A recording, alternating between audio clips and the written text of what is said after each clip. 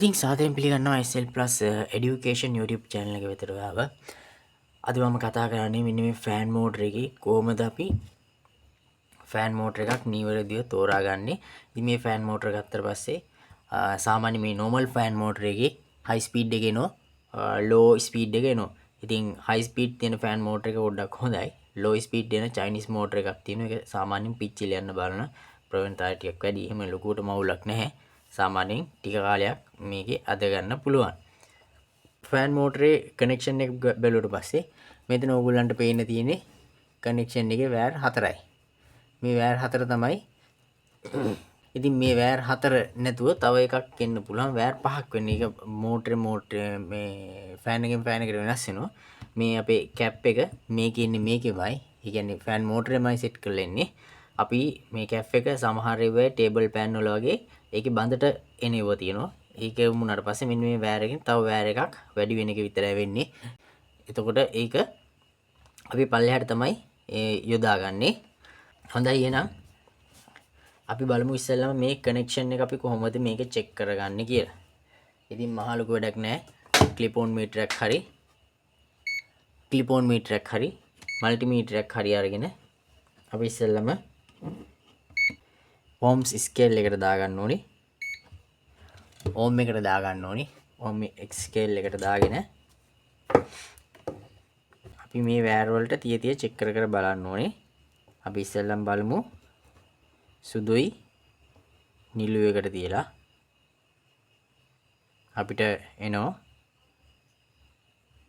53ක් ඕම් 53ක් එනවා. සුදුයි රතුයි එකට තියලා බලමු. ohms 104ක් එනවා. ඊට පස්සේ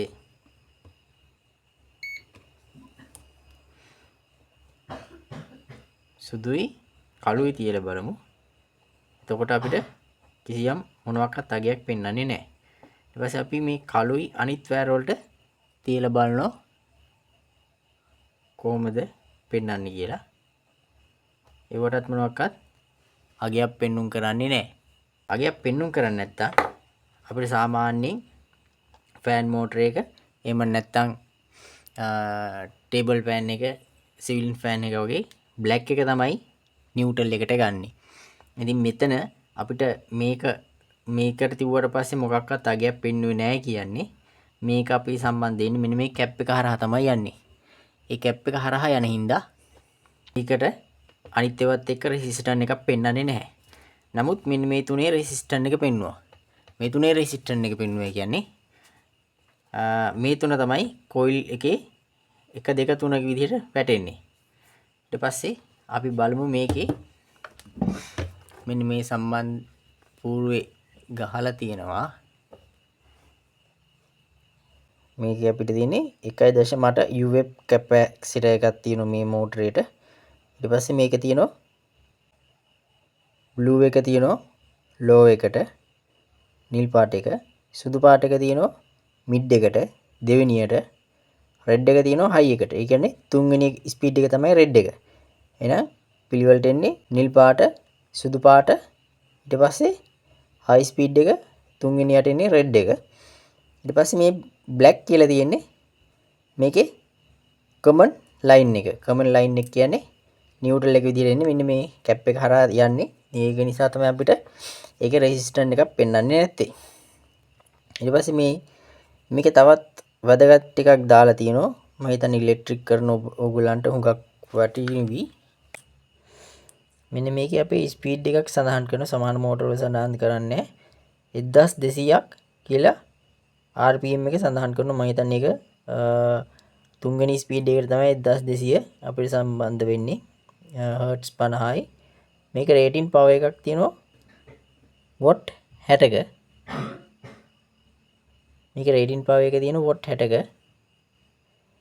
ඊට පස්සේ මේ වොට් 60 එන්නේ වෝල්ටේජ් රේටින් එක වෝල්ටේජ් එක 220ක් තියෙනකොට තමයි මේ වොට් 60ක් එන්නේ. අපි බලමු මේකට කොච්චර ඇම්පියර් එකක් අල්ලනවද කියලා.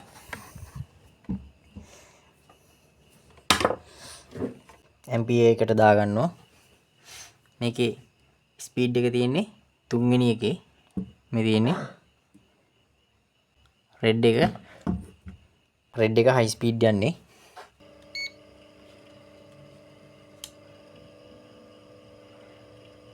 ඇම්පියර් 0.15ක් තමයි 0.16ක් ගත්තා. 0.17යි